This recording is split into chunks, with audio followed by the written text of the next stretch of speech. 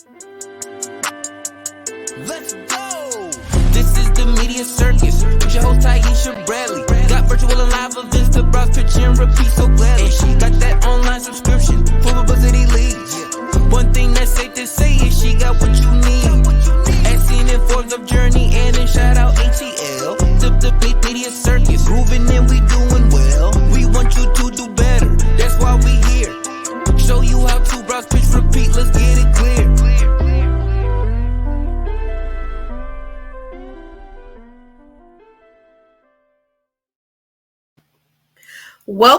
Welcome back to the main attraction. I'm your ringleader and host, Taisha Bradley, celebrity publicist. Are you ready to learn how to pitch your story to major podcast hosts like a pro?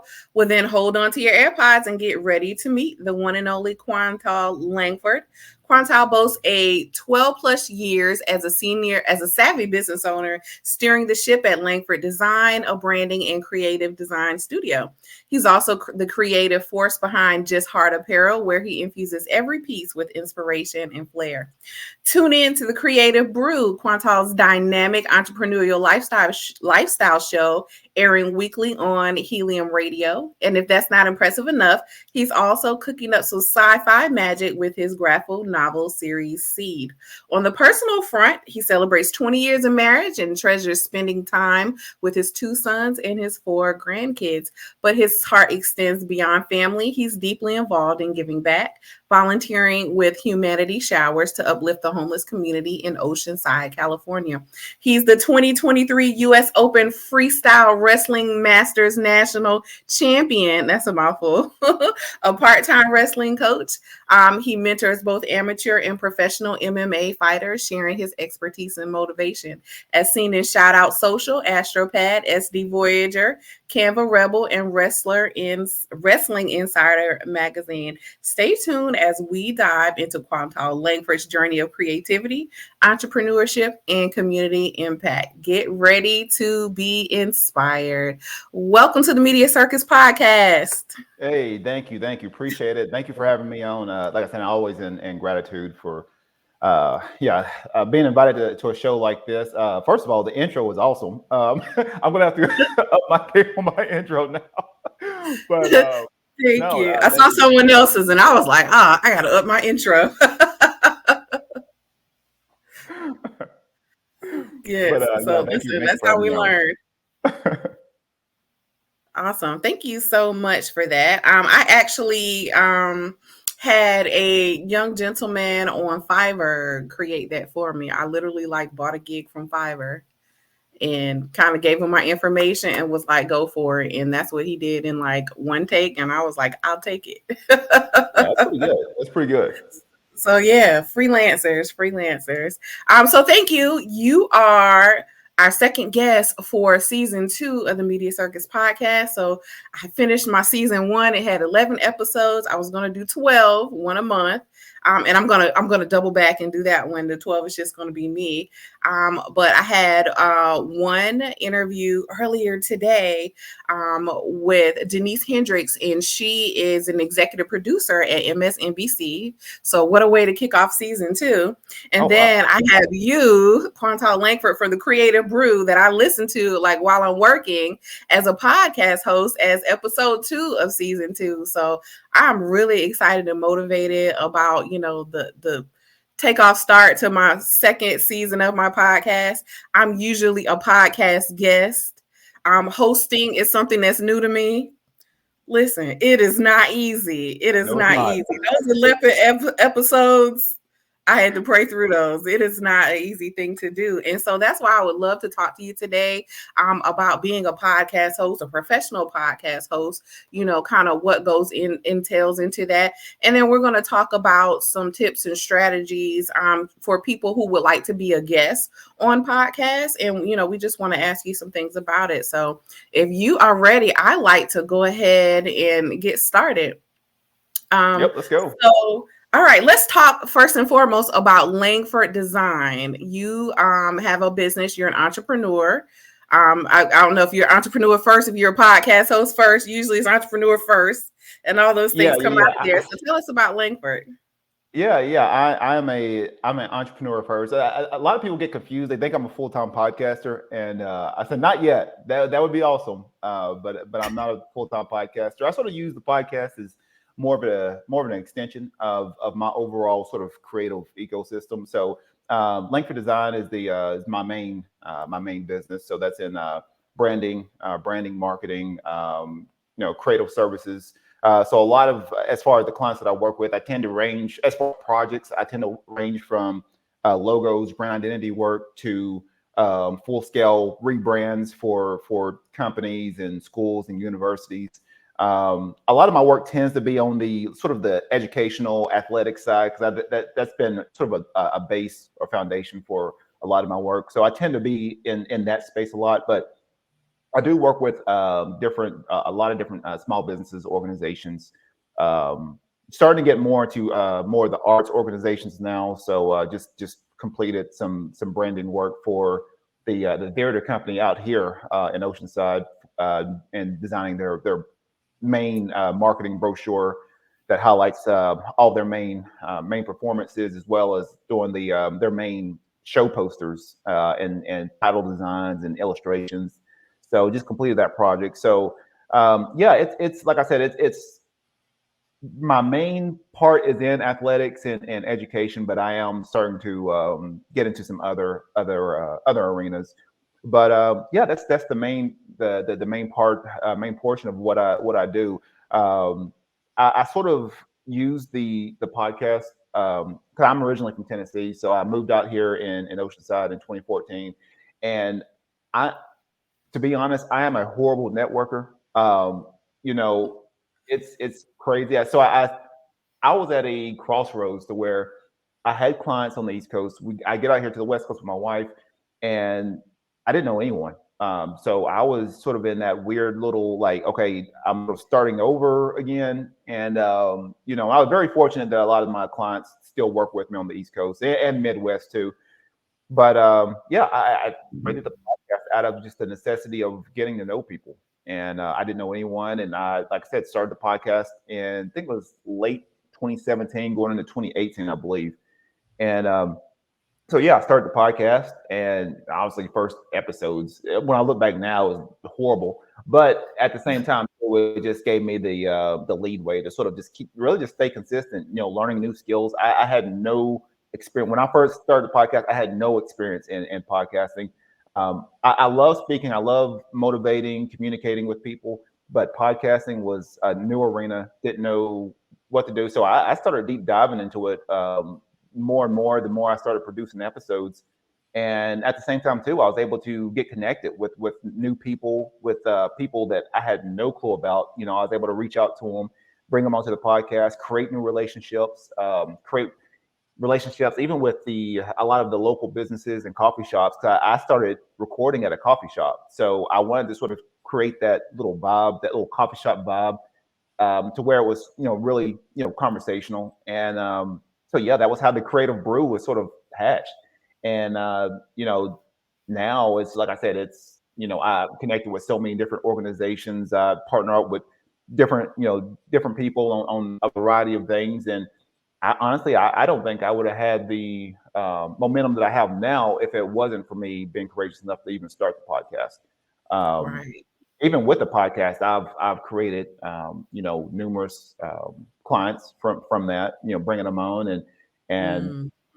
with specific projects. Like they find out, hey, I'm in graphic design and branding. They were like, well, I got a project for you. And so it's just one of those where giving out that value first, creating that relationship. After that, it's easy. Sometimes it's sort of hard, like to do that sort of code sell. Like, hey, I'm really good at what I do. This is who I am.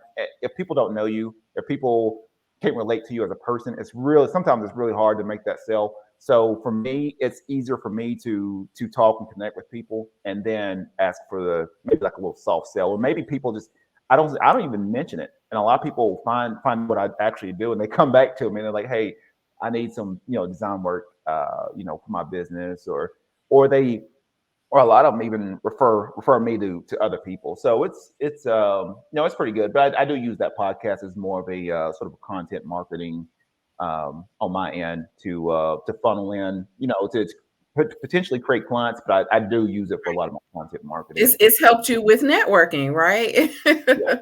Yeah. That's so funny because I feel like my podcast has helped me with that as well. You know, I'm a publicist. I like to build relationships with the media. I need to consistently build relationships with the media, and you know, not just via email, but a face to face, a talking.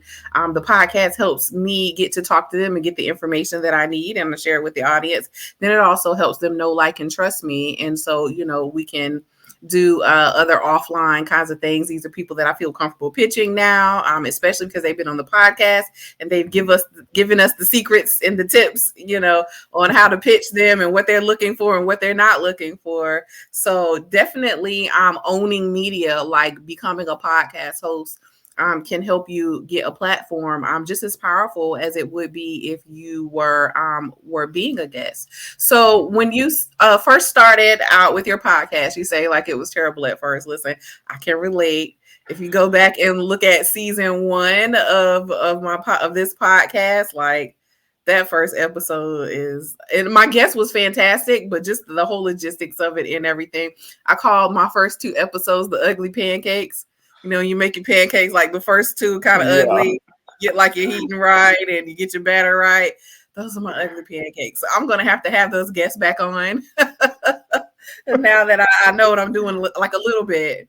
But that comes from wanting to like own media. So when you first started out with your podcast, how did you get guests? Did you reach out to people and ask them to be guests, or did people pitch you?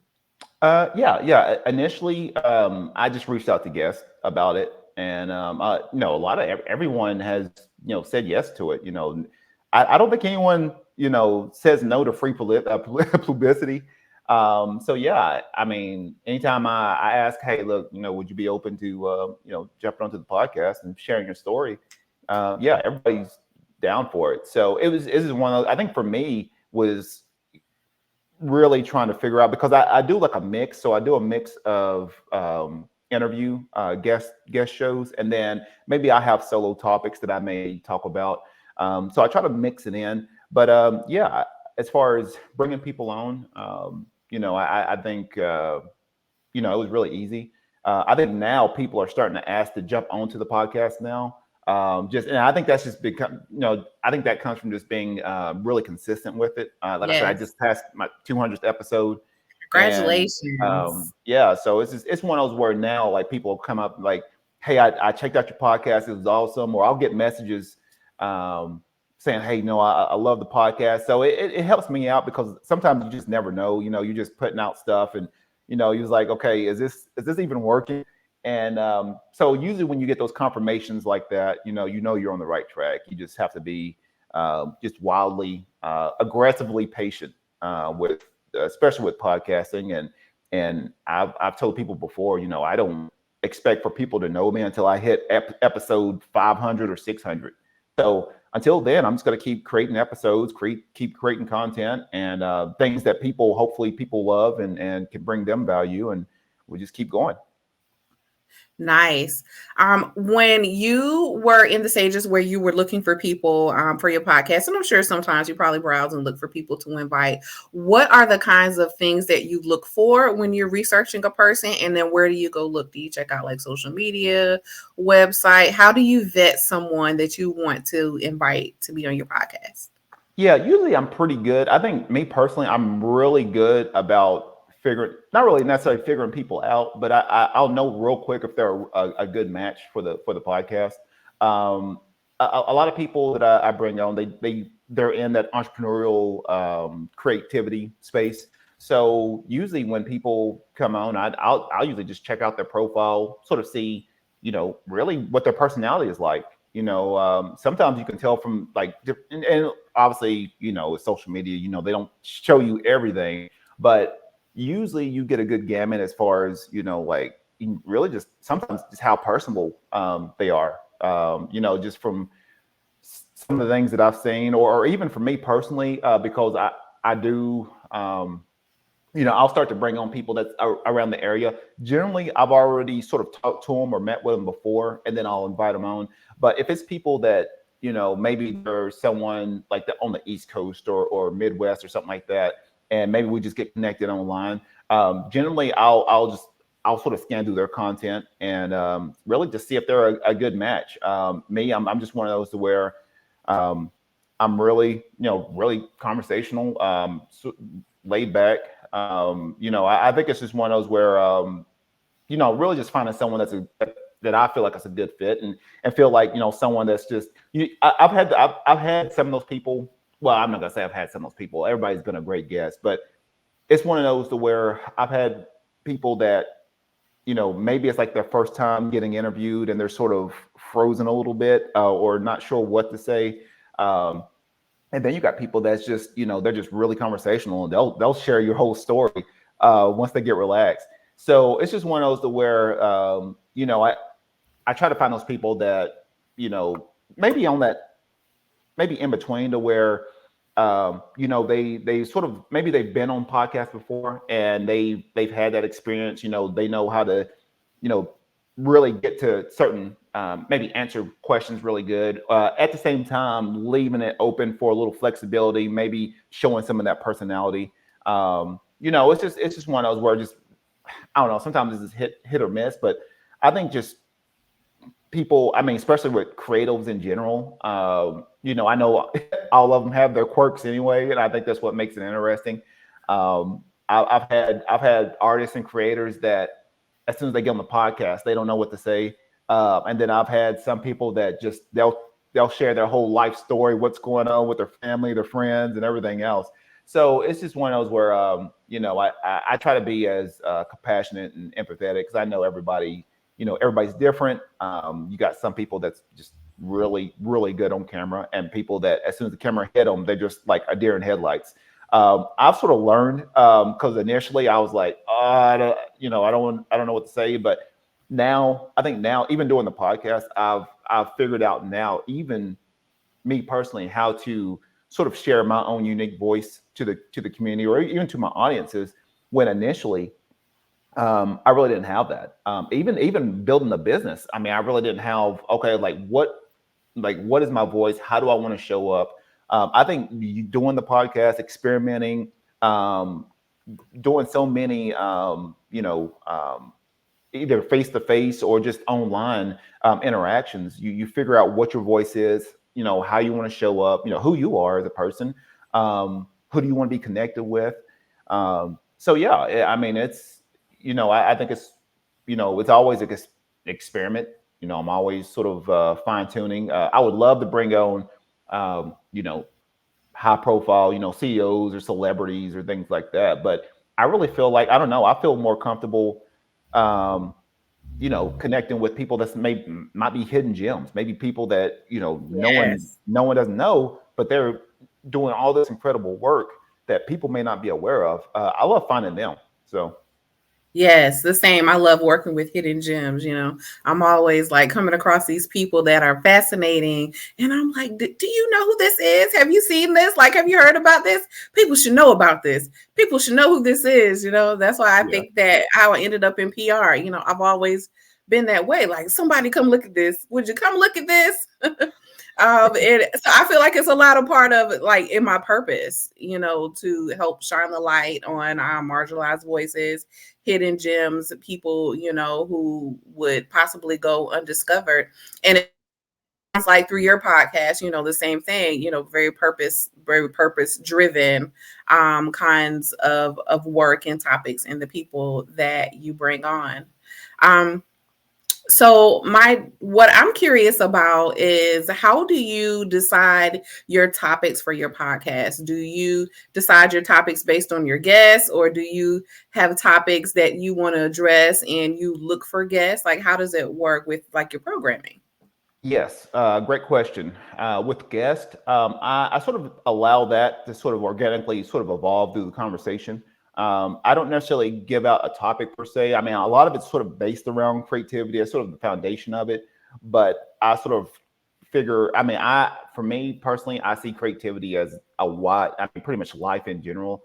So I sort of allow that, whatever conversation pops up through the do the podcast, we sort of evolve, grow it from there. Now I'll send now before we do the conversation. So say if I, getting ready to talk with a guest, I will send them like just some formatted questions that I use that to sort of keep everything sort of concise and to keep the conversation going. So maybe if it's something I can always refer back to a question. But if it's something that, they talk about, then we'll just go that direction. And then we'll circle back around to some of the other formatted questions. But I try to keep it as organic as possible. I use that. I use the questioning because I usually try to keep my podcast between that 30 to 40-minute range, sometimes depending on my guest. But I do have some guests that, they'll tell everything, and it may turn Right. and I don't want to turn it into like a 2-hour episode. So I do my best to sort of corral people in and sort of keep them on track. But with the guest, I think it's easier with the guest. I can sit there and talk with different guests and sort of share their story and talk about, what makes them tick. But when I do solo episodes, it's sort of weird because I will use, I tend to use life in general as the topics. It might be maybe something that's happened to me personally or business wise, or maybe just something that just happened through the week. Because I'm sort of in that weird position where I'm connected with a wide range of people, so I can work with business owners to the homeless through a given week. So it gives me a weird little spectrum on what's going on right now, maybe with people's heads or their hearts. And so I'll use that as some of the podcast material. Now I may wrap it up around something. Sometimes I'll wrap it around a movie. Sometimes I'll wrap it around maybe like a comic book. I'm a big comic book and sci-fi nerd. And or just something that's happened. Like I said, I'm always sort of working out and training, and it could be something like one of the college kids may have talked to me about. And I'm like, oh, that's interesting. I mean, even something I've got some podcast content I was going to record, but the greatest insights I've gotten was from homeless people. Just from the people that I work with through Humanic Showers. They'll talk to me all the time. They'll tell me all kinds of stories. But interesting stories. They'll share a lot of insights, and I'm like, wow, that makes sense. And so I'll use that as part of the episode. So it's one of those where I'm really good at observing, and I love to just listen to people. And you get some of your greatest insights and greatest just ideals by just observing people, and just whatever people say to you, you take it in. And obviously as far as if someone tells you something, okay, you're sort of you're off kilter, but you sometimes you get some really good insights. And I tend to if I hear something, I'll just put it in my phone. I'm like, okay, I need to talk about that. Or if I'm training, or maybe just walking with my wife and something comes up, I'm like, okay, I need to talk about that. So I use life as the basis of a lot of my solo episodes, and I just wrap it around creativity. But that's how I do it. Right. On your media kit, which I would like to share because I'm so proud of you for having a media kit. This is the first page of your media kit. I encourage people to have media kit so much. It makes my job as your publicist easier. It makes your job for self-pitching, for publicity much easier. Going for brand deals, this is what the people are looking for, and there can be different versions of it. This is a PDF version. You might have a digital version, but it really kind of doesn't even matter what version you have anymore, as long as you have a media kit that people can look at. So I've browsed through your media kit, and you have your about me and your accolades and all the different places that you've been featured and in your speaking points. And I noticed in your about me, to quote you, you says, I'm always an active learner and willing to share new ideas and concepts with my audiences through storytelling. Storytelling is a huge part of publicity, PR, media, being a guest on podcasts. So my question to you is, what is the simplest but most powerful advice you can offer to help someone grasp the concept of storytelling as a podcast guest specifically? That's a good question. Let's see. You know what? I actually got this from, as far as storytelling wise, I actually got this concept from a good friend of mine, and I thought about it, and I was like, wow, this works. Is really trying to figure out. I try to switch it. When someone's, say, if it's their guest trying to share their story, think of it in terms of, if it was like some kind of fantasy book, like what would chapter 1 look like? What would chapter 2, chapter 3, chapter 10? What's your different chapters of your story, and use that to flesh it out. Maybe chapter 1, you're in X amount, you were here at this certain part of your life and something happened. And then obviously chapter 10, maybe you were able to get past a certain challenge, and you were able to get that position, or the opportunity came in. Try to see, really, I try to share, or even with guests, use your story as a literal book, and try to break it down into chapters, and use that as sort of like the context for you, even being a podcast guest. Like, share that out. Use chapter 1 as such and such. Use chapter 2, 3, 4, 5, 6, and do that. I try to. I know me personally. I try to break down a lot of the things that I do in just the various chapters of my life, and and do it that way. So sometimes it's really hard to be like, okay, we're thinking large scale, and I'm like, I gotta share everything. No, you don't. Right. What's your chapter 5 right now? Like, where are you at right now? And then you can go forward or backwards and go from there.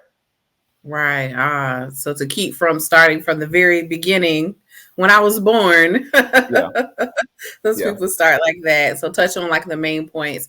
I refer people to the hero's journey sometimes to use to tell their stories. They say that is the formula they use in Hollywood to tell the blockbuster stories. When you start off in a world where blah, blah, blah, blah. Like, when you hear that in a world, I already know that it's the hero's journey, kind of telling that story. Now, if I had a voice like Morgan Freeman, I would start off with an origin story and everything. I would. Well, with AI now, I'm pretty sure you could do that. You could definitely do that now. And so part of the storytelling, I tell people, like, telling a story makes something more memorable. Like, someone can sit and tell you, the facts of something, and you kind of remember, kind of don't. But when someone tells you a story, like a really good story, you will remember every single thing that happened in that story. So much so that you can go and retell the story to someone else, and they'll retell that story to someone else. That is like the good storytelling. That is like the sitting down with a friend and like, listen, guess what? You're never going to believe this. Let me tell you what happened. That's the kind of storytelling I feel that captures audiences, that captures the attention of the media, when people are being genuine, kind of in the storytelling and just telling it how they would tell a story, kind of otherwise. I think that's why we get the those eyewitness stories from the news, right? Where they're kind of cringe, but they're so good because of the way that they tell the stories, and we can like remember every single thing, when they go viral and everybody remembers like the newscast thing, I love those. Those are like my favorite. Like, I have a couple viral video favorites of them, but like, so many people remember those things like word for word, verbatim. And why? We don't remember the story about the fire, but we remember the lady saying, "Lord Jesus is a fire," because she was so funny when she told the story, and she kind of told it with the beginning and the end. It was very animated, and it was a memorable story. So I tell people to think about storytelling like that. Like, how would you tell a friend, or what parts would you tell a friend, or if you're just kind of sitting around being casual telling a story, that's what's going to be interesting, and people will definitely remember a story, and not only remember it, they'll tell someone else, which is part of publicity, getting your story, your brand or idea in front of an audience, that person who can help you get it in front of a bigger audience or a wider audience, the people that they know. We think like about journalists so much when we think about PR, but in this day and time and all the different ways of communication, is really getting your stuff in front of an audience, someone with a bigger audience than you. Mm-hmm. It could be an influencer, at this point in time. It doesn't necessarily have to be the media. So storytelling is huge in that. I feel like storytelling is huge, when you're a podcast guest, because a lot of times it's audio and people are just going to be listening to you talk to kind of get the gist of a story. And Yeah. so also I saw that to quote you, many times you use stories from wrestling to help inspire others. So can you share a specific example of a story from wrestling that you've used to convey like a powerful message to your audience? And first, let's go back. Look, rewind, because you're a multi-potentialite, right? Yeah. Yes, I am. Not Yes, even I am. multi-passionate. Multi-passionate is when you have a lot of interest in a lot of different things. That's obvious you're that. But a multi-potentialite is a person who's actually good at all of the different things Yeah, that they I drive do. my And wife crazy a lot, yes, because it's one of those where sometimes it's weird because I have one of those weird little abilities where I'm good at a lot of stuff, and for me, it's like, what do I want to focus on? That's usually my hardest thing is like, what do I really want to focus on? Because I can be so good at different things, right, and it drives my wife crazy because she's just like, focus on one thing, and I'm like, I can't, like my brain is wired like that. right. Um, so I'm just curious. Honestly, I'm just curious about life. I'm one of those. I am a big student. I am a really passionate student of Da Vinci, of Mm, some of the past artists, and that was like who I love. Like I love Da Vinci because he was able to, he was painting, he was inventing things, he was creating all these different things, and I was like, to me, when I was studying him, I was like, why can't I do that? Like I don't have to be labeled as just a quote unquote graphic designer. My job here is just to create. It could be creating ideals. It could be creating concepts. It could be sharing stories that's going to help others. So for me now, I've sort of started to. I think I started to sort of switch and evolve to really just being I'm just a creator. I'm just one of those. I sort of see myself as like I'm just a mad scientist, and I just happen to be in creativity. I mean, I love experimenting with different things, seeing what works, getting feedback. If it doesn't work, that's all right. If it does work, then let's keep sort of pushing along and see where it goes. And so, yeah, I've just been one of those where I've always been, just one of those scientists or researchers. I told my wife, if I wasn't in the creative arts or anything like that or design, I would have been like some kind of theoretical physicist or something like that, trying to figure wow. out theories on the universe. I'm just that was just how I am, and so I'm always curious and about just different topics. So yeah, I sort of use that. I use that curiosity in a lot of my work. But yeah, I mean, just with wrestling, it's been part of my life too. I've wrestled since I was little, and wrestled, competed in college, and coached in college, coached in high school. Got out here to California, never thought I would coach again. Didn't plan on coaching. Find myself coaching at a gym out here, and at the same time too, helping people along the way. I usually talk to my classes a lot with these different topics. I try to use wrestling as the basis of it, but I relate it to life and what's going on with everybody's personal journeys. And I'm not gonna tell you, hey, look, you need to do this, do that. That's not my job. My job is to help you to figure things out. And if you mess up, that's all right. If you do something that maybe something you've been, maybe you got some kind of gift and you just been on the fence about it and you finally push through, then that's awesome too. So yeah, probably one of the and I'll go around. Usually, I'll go around during the summer. I'll do a lot of clinics and stuff, and I'll share different stories and I'll talk to different wrestlers at different camps and clinics. Probably one of the biggest things that I've shared before was I was actually coaching out here, and it was one day because I coach like an adult wrestling class, so we get a mix of, it's sort of weird. We get a mix of military MMA fighters, and then just people just trying to get in shape. So it's just a weird little little group. But I had a brother and sister come in one time, and the one sister was just watching her brother wrestle, and I was helping him out, and she was I was just talking to her, asking her how her day was, and so she ended up. And I'm one of those people where like people end up telling me like their whole stories. I think I'm just one of those type of people. And we just got to talking, and she was like, "Yeah, I've got MS." She was actually working on her master's degree, but she had MS, and she was telling me like, I would love to be able to get on the mats just pain free. Like I'd be able to I want to just roll around and just move without feeling that pain.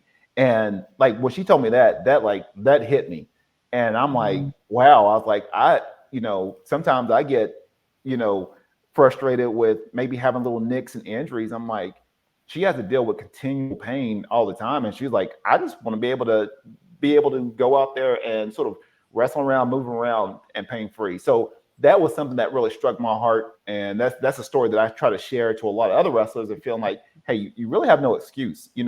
Sometimes we can feel, obviously, yes, we all get irritated and we struggle with things, but when you put it into the context of what she has to deal with, or even with the homeless people that I talk to all the time, they have to deal with just figuring out ways just to survive another day.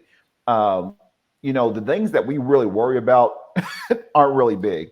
And I think that has really broadened my perspective as far as just how I approach each day, and knowing that, hey, if something great happens, that's awesome. You take it in perspective. Something bad happens, it's horrible, it sucks, but you put it in perspective as far as like, look, you still got a roof over your head, you got people that love you, you're still working with clients that nothing is blowing up yet, so you just keep going. And I think that's really helped me. Hearing those stories has helped me to really sort of create a new perspective in my life, but at the same time share those stories to others. And I know personally, I shared that story to a group, and I went to Kentucky over the summer, and it was with a team that I used to coach, and I had some kids coming up and hugging me after that. That's like, hey, I was dealing with some stuff, and I needed to hear that. So you never know. Literally, for people that's doing podcasts or maybe wanting to get on, you don't know your story could be saving someone's life. You don't know. So he's like, yeah, I need to hear that. I was dealing with some issues, and I just want to come in. He just gave me a hug. I was surprised. Wow. But you literally never know, who you're saving with your voice, with your gifts, with your, everything you need to share. Yeah, so she should just keep going, And even if there's so many people who are shy, they say, I'm an introvert, I don't know, if I want to talk. And listen, everybody's an introvert these days. No one wants to be cool all the time, right? But then we also have these obligations, with these stories that we need to be sharing and telling. We don't know who's listening, and who could be impacted by it. So I feel like if you are, doing anything in your business that you feel purpose-led or purpose work to, it's also in your purpose to publicize that, because how do other people know? How do they see you? How do the people that you are supposed to be impacting, how do they find you? They can't find you while you're introverting. So, if you're operating out of passion and purpose, publicity has to be one of those P's in the mix, right? You have a duty to help your people find you. So this has been so good and so inspirational already. We're going to take a short little commercial break, and then we're going to come back and we're going to talk some more about the podcast and about some of your past guests, and about possibly how people could be a guest, tips that you would recommend for them to be a guest on your podcast, or also looking for other podcasts to be on. So we're going to be right back, and we're going to resume our conversation. All right. Awesome. Looking to show some love for the Media Circus podcast with Taisha Bradley, celebrity publicist? Here's how. Hit that subscribe button to stay up to date on all the latest episodes. Leave a review and share your media wins for a chance to be featured on the show. And by subscribing to Media Circus publicity leads on Patreon, you can support the podcast and get instant access to publicity opportunities for TV, magazines, major blogs, podcasts, and even red carpet events. So what are you waiting for? Show your support for Taisha Bradley and the Media Circus podcast today.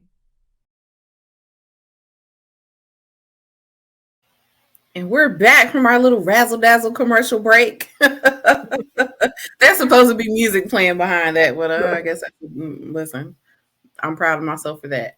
Also, Fiverr. Do they sponsor? Do they sponsor the podcast?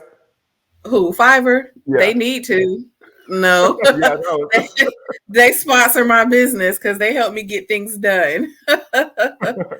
You know, being a full-time entrepreneur, you know, I can't teach myself how to do all the things. Yeah. So I don't force myself to, you know, like I find little help within my budget and, you know, I make it work. So I believe in hiring a little freelancer to do some work, especially with this podcast. So let me ask you this. Who is a guest that you've had on the Creative Brew that you've connected with through an interview that you will always remember? Let's see. Probably a lot.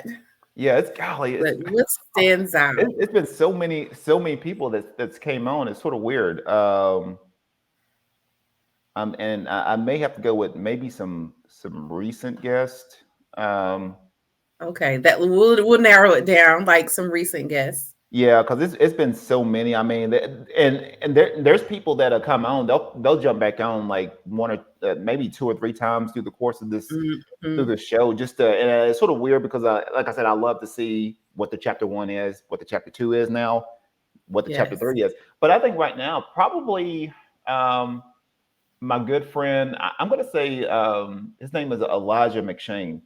He is he's a activist, social leader, actually in Hawaii, and we got connected online, and he's doing a lot of amazing things, a lot of things right now that's going on in Maui and even in the Hawaiian Islands right now, and he's doing a lot of stuff to sort of promote the Hawaiian culture, the Hawaiian people, and we had a really great topic, a really great conversation, just about just spirituality, about just a whole gamut of different things. That's someone that I know that I always be really close to me. I've got some other people too that I really feel like that's always gonna be close to my heart. You can shout them out also. Yeah, another guy's name is Robert Presh. He's actually an entrepreneur. He's based out of Florida.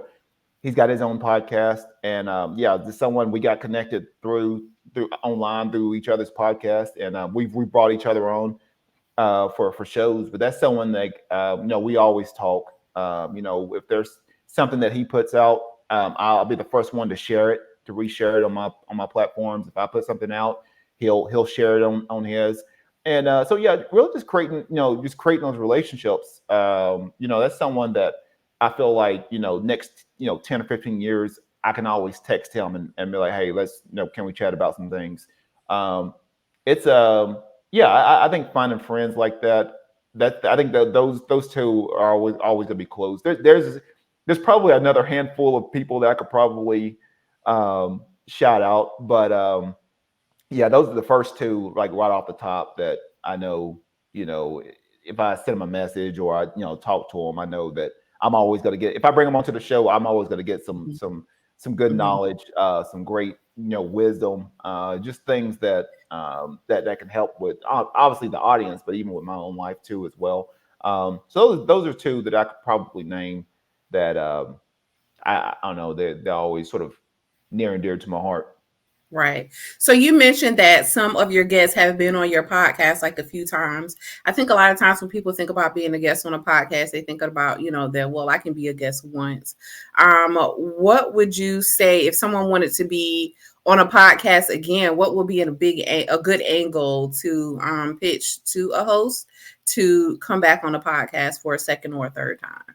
Because I do have a lot of people that ask me, once they record that first episode, they're like, hey, I've got some things coming up, I'd like to jump on again. So a lot of times if they have something like new things coming out, maybe I'll take, for example, one of my other friends, his name is Leon. He just came out with a comic book series and actually met him out here, and we talked, and you know, he had a new comic book series, but he's got something else new coming in.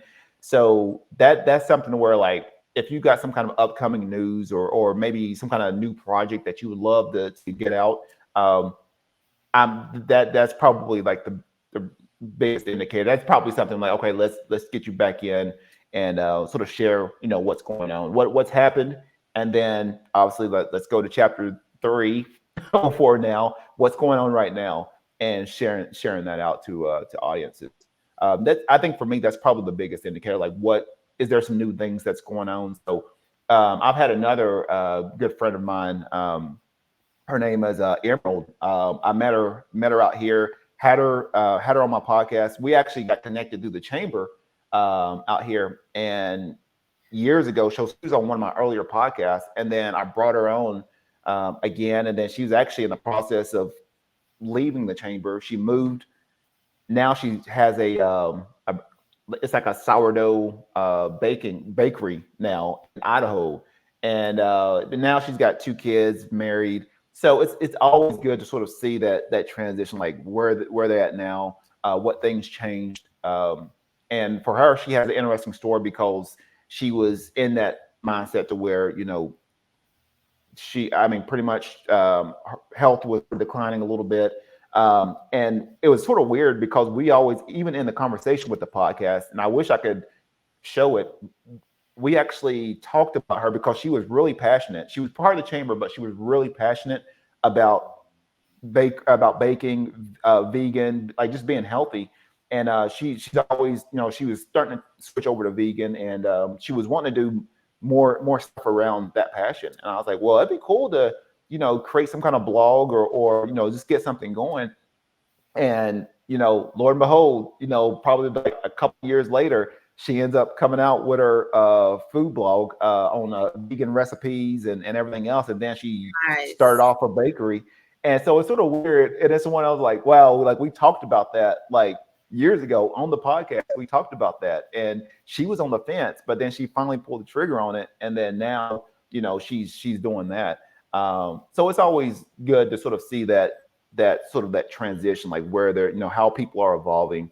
You know, not to say, you know, what you're doing right now, you know, if you love it, you know, keep doing it. But I do feel like everyone evolves. You know, where you're at, you know, where you are now may not necessarily be where, you know, you may be somewhere else in 5 to 10 years. Maybe your mindset's changed. Maybe your perspective on things have changed. I like to hear that. You know, I think personally for me, I mean, it's always, yes, it's good when, you know, people are highly, you know, successful, you know, in their business per se. But I'm always intrigued by, like, how did you grow, like, personally? Like, what were, you know, what things did you have to let go of?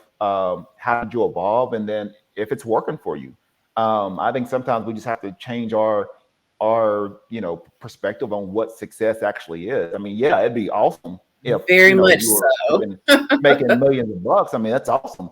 But like, how did you grow as a person? And you know, and is what you're doing right now, is it, you know, in direct alignment with what you love to do? Like with her, you know, that's her passion. She loves doing that. She's been wanting to do that. She finally pulled the trigger. So I think, like, I love getting those perspectives. I love, like, hey, let's come back on and sort of share where you're doing, you know, what are you doing now? And really just seeing the evolution of people's stories. I think that's what I'm intrigued by. Nice, very nice. So how can people who would be interested in being a guest on your podcast, how would they do that? Do you accept pitches? Do you have like a form? What criteria would you be looking for? Yeah, honestly, I know people send me different things. People send me messages. I try to, like, people that generally send me messages, I'll read them, but I try to get them to, like, hey, send me a formal email. If you send a media kit with your information and maybe something where, like, hey, maybe you had listened to a previous podcast episode, and then you tell me, hey, look, this is why I might be a good fit, then I think that's probably a really good, indication that I'll probably schedule you on. But if you're just like, you send me a message like, hey, I need to jump on your podcast. I want to build a I'm like, podcast. Let me jump on your pod. thank you, but we'll see. But if you send me like some kind of media kit or some kind of email, and you say, hey, look, you know what? I've been checking out the last couple of episodes. I love this with such and such episode. And then you tell me about you. I'll usually, hey, I'll look you up and like, okay, well, I think they'll be a good fit, and then we'll talk, and then I'll schedule them on for a future episode. But yeah, that's probably the best way. You send me a message and be like, hey, I want to get on your podcast. I'm like, no. It needs to be a little more formal than that. Right. So they need to, have something a little bit more formal that shows, kind of who they are, what their background is. They need to have an idea of what they would like to talk about. Yeah. Right. Yeah. Just if you got some kind of like speaking points, or maybe something that you're really focused on as far as your particular profession, and if it applies to the show. Obviously I try to keep the show really open. It's based around creativity, but I try to keep it open because I love different topics. And but if it's something to where like, hey, you send me a media kit and you tell me just some things about you, other podcasts you've been on, or anything like that, or even just talking points, I think that helps me out. I'm like, okay, yeah, I want to bring you on, and this is easier for me. So plus being me, I think being on the design end too, I love seeing people's media kits too. And so I'm like, let me see what the media kit looks like. I think that's just the designer in me. But yeah, that's really the best way. Nice. And I see on your media kit, you have an array of different media appearances and interviews that you have done. Are those things that you have pitched for yourself, or did you have a publicist working for you? How did you land those? No, it's just people just found me. They either got connected. We either got connected through somehow. Now, some of the podcasts, I've brought people on to my podcast, and then I jumped on theirs. But some of them, people just sent me an email and say, hey, I'd like to bring you on for this show, or maybe they've listened to a couple of my episodes and they want to bring me on. So it's been a mix of both. I've either created some relationships and they say, hey, look, I'd love for you to come on for this episode. We've done that. Or it's in people that's just found me out of the blue and they listened to an episode, maybe something that sort of hit their heart, and they're like, I want to bring you on. So yeah, it's been a mix of those. So definitely would love to get on more podcasts. But yeah, that's right now that's been the way. I do highly suggest anyone that's doing this get a publicist. I think that's probably the best. And I think for me, I've gotten to that point now to where, because I'm doing so many different things that used to, I would feel like, I got the energy to do everything. I'm going to do everything. I'm going to do the marketing. I'm going to do, and now I'm like, I need to start delegating this out to people that I know are experts that can help me out. And sometimes I just don't have the time for it anymore. Like, I would love to have, hey, someone like Taisha that could, pitch me to other people. That would be great. I'm not an expert in that. I love sharing stories. I'm not an expert in publicity. So I'm going to give that to the people that know, that are experts in their field. And so yeah, I find myself trying to delegate a little bit more. I can be a control freak at times. I love to be able to creative in you. But I find myself slowly giving that up. Nice, good. Yeah, I told you you have to delegate these days. Yeah. Fantastic. So this is a question that I like to ask all of my guests. It's one of my favorite questions, and that is, if you could be featured somewhere in the media, where would you choose? And that could be TV, radio, podcast, magazine, anything. Where would that be? And kind of like, what would the headline be? Let's see. I would love to be on TV. I don't know what channel. I'm not What like a big. show or what kind of show? Like a talk show, Yes, daytime, I would definitely. I nighttime? would love to be on. I would love to be on a talk show. I'm one of those to where I love sort of conversating. I'm not real big on sort of giving like maybe business advice or anything like that. I've seen some experts like that, but I am really good about hey jumping onto a talk show, talking about my story, having some laughs, talking about dumb stuff, and but sort of really keeping it personal and Right. sort of keeping it organic. I would love to be on a show like that. Probably like a talk show. I think I fit more with a talk Hmm. show than like me being on CNN or MSN or something like Right. that, Very and me news. giving my So something insights on feature something. story like. Yeah, Something feature story like, well, we have to think of where that would be with a yeah, daytime talk show. yeah. I would love to be on one of Maybe those. like Jennifer Hudson show. Yeah, That would work. Tamron Hall. yeah. I'll try to Hopefully. catch a couple of her episodes. Okay. But I usually So do that, and I do that personally because I like okay, how are they coming in? What questions are they asking? right. How are they communicating? So I found myself like doing that now. Like okay, how are they coming in? How they present themselves.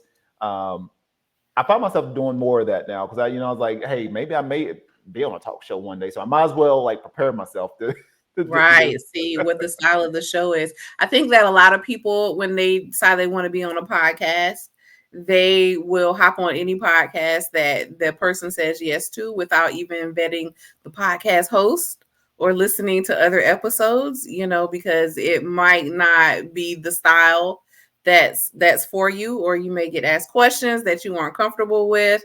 I just find that a lot of people don't vet the podcast or the podcast host as well. They're just like, whoever says I can be on their podcast, I'm hopping on. So that is a thing, with a due diligence in a show, even if you're pitching a place, Mhm. is this going to be a good fit? If this is a type of host that will cross-examine you and bring out all your skeletons, listen, everybody is not able to be a guest on something like that. So I think Yeah, yeah. definitely look into where you want to be a guest before you decide that's for you, just because you want the exposure, because it could be different. It could be different anywhere what your experience would be.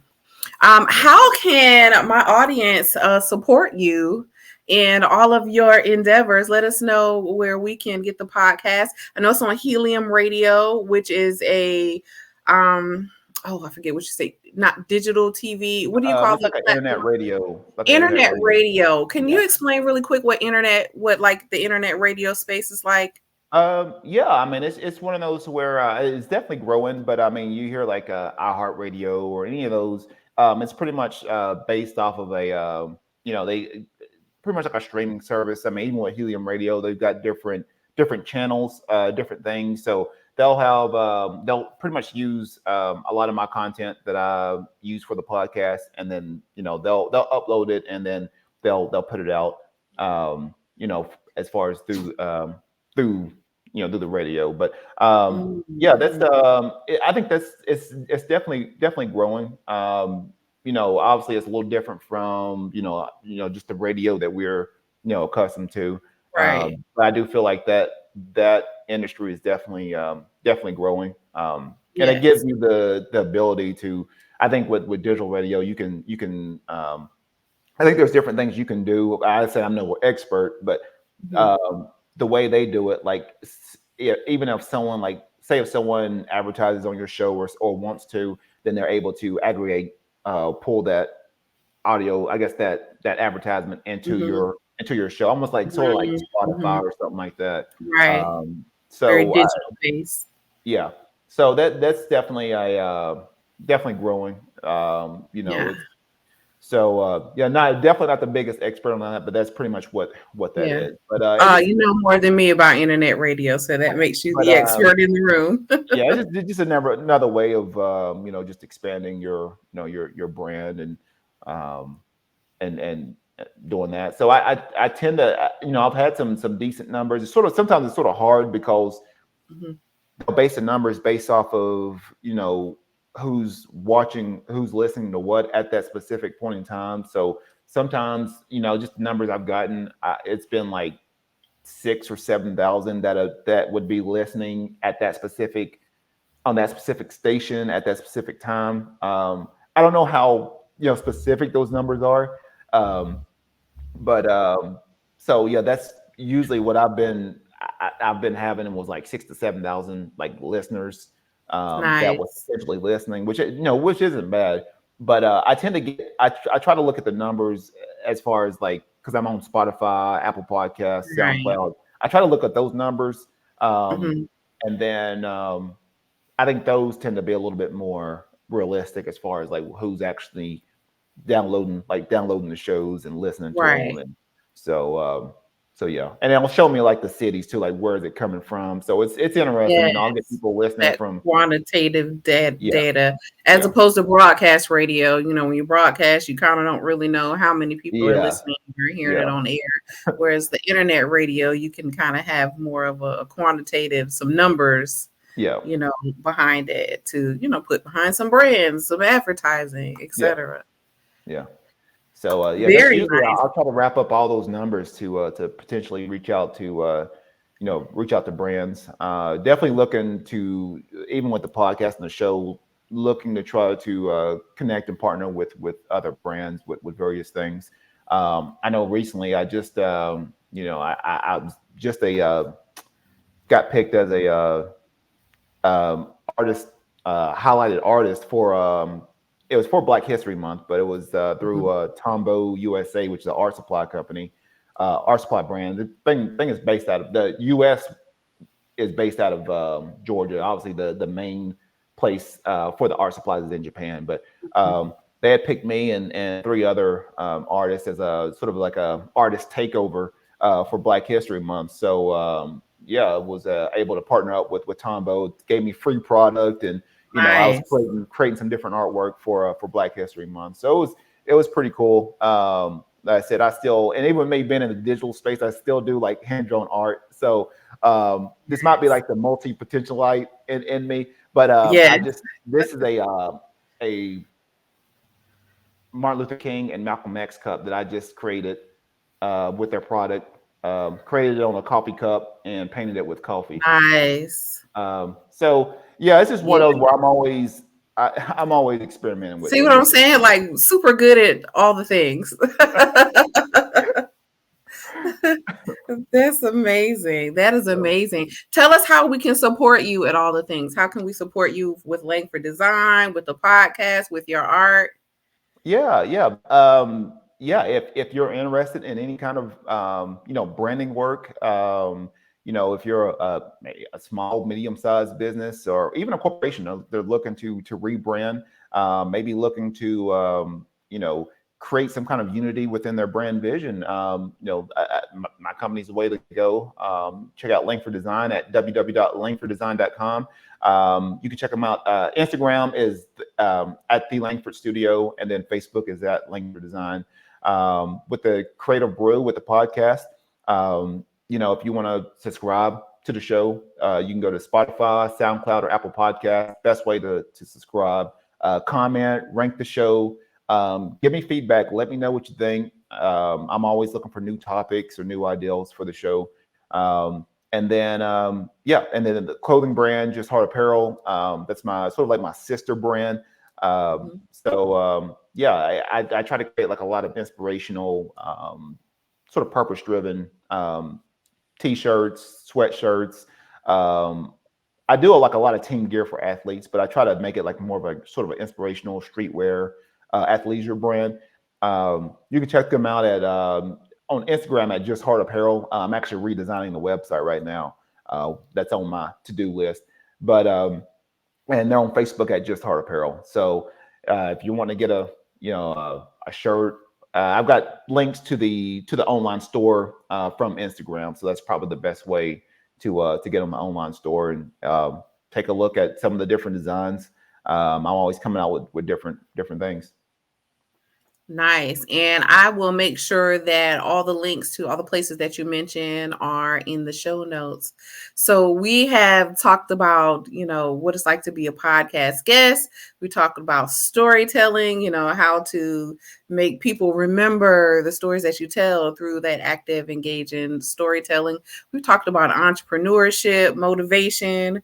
We've talked about you being a multi-potentialite, really good at everything. And just so many different things. I think this was a really robust episode and things to talk about as far as podcasting. And you let us know how we can reach out to you to be a guest on your podcast, and gave us some tips on what to do to stand out in your inbox when we're pitching. So we really appreciate you for that. Inspiring stories, inspiring other multi-potentialites. Some people that's a new word for them today. They're gonna look it up and be like, oh, that's me. Yep. Right. So kudos to that. How many of those are out there? They just have a lot of different interests and are really proficient, at all the different ones, which is the difference between the multi-passionate, liking a lot of things and being good at a lot of things. And so I think that you're good at a lot of things. And I think that it all comes together in this nice creative brew. So that was awesome to have you on the podcast today. Like, we totally get it. We get it. And so thank you so much for being on the Media Circus podcast and for sharing that. And thank you so much. And that concludes this episode. Thank you. Appreciate it. Thank you for having me. Let's go! This is the Media Circus with your host Taisha Bradley. Got virtual and live events to browse, pitch, and repeat so gladly. And she got that online subscription for publicity leads. One thing that's safe to say